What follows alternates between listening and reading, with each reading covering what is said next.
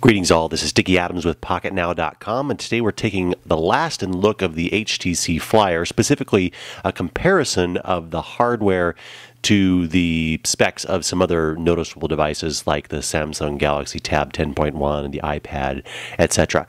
So sit back, relax, and enjoy the show.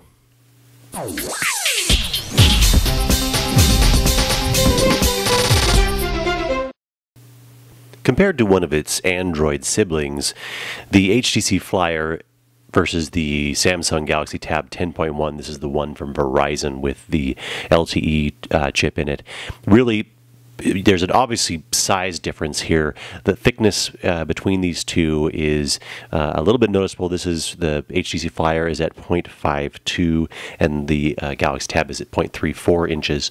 If you stack them on top of each other, the screen space is noticeably different from here to there as far as the screens go.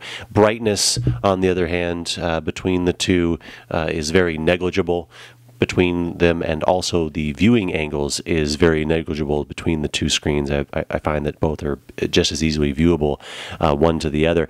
The fallout from this device to this device is that the Galaxy Tab is running Honeycomb and the HTC Flyer is still running Gingerbread, which is a bit of a problem for this particular device because then it's lacking in some functionality that could be gained with the pin, which would give it an advantage over this sort of device.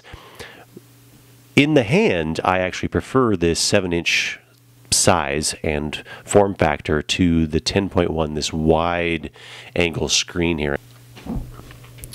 Cameras between them are about the same, even though the specs may be different.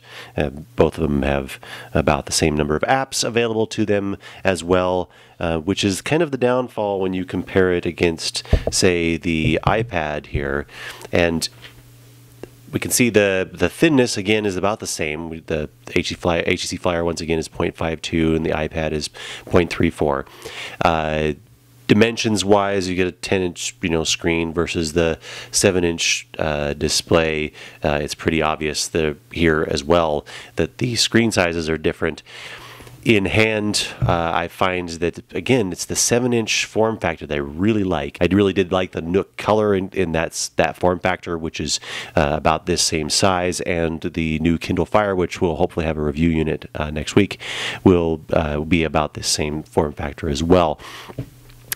Where this has a downfall, and both of these devices are at full brightness here, is again, the Android devices feel like they are running as the iPad 1.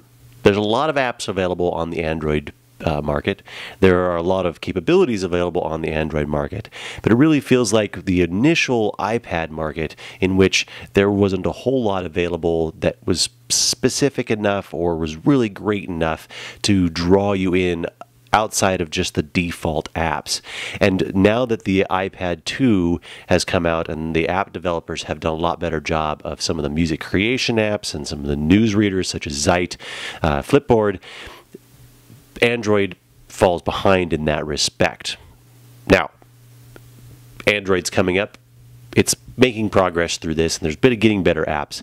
But I find, again, compared daily use between these two devices, if I'm just going out and I want to just take something for surfing the web or checking email very quickly, this has the advantage over my iPad 2 is that it has a 4G chip in it, the 4G, or however you want to call that.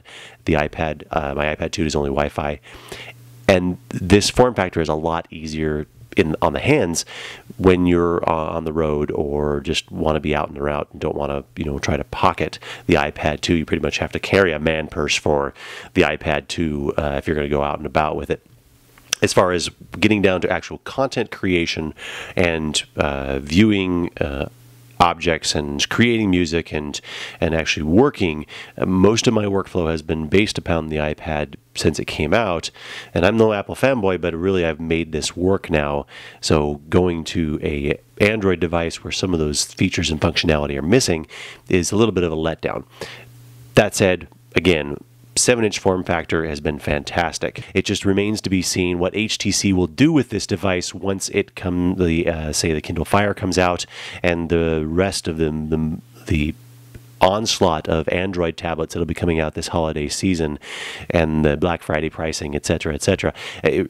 Really, I can't not recommend this device. It will get updated with at least Honeycomb, and you can find XDA developers who can help you do that now.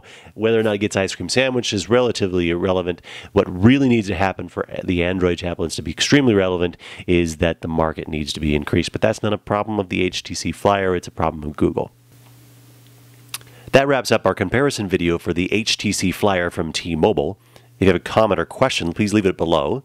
Make sure to give us a thumbs up if you like the video, and if you'd like to find out more information on this tablet and others, you can visit us at Pocketnow.com. Thanks for watching.